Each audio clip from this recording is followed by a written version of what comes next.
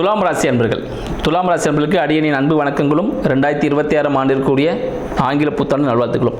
துலாம் ராசின்னு சொல்லும்போது பார்த்தீங்கன்னா தராசுங்க. ஸோ எப்பவுமே நியாயமான ஒரு பர்சன் அப்படின்னு சொல்லலாம்.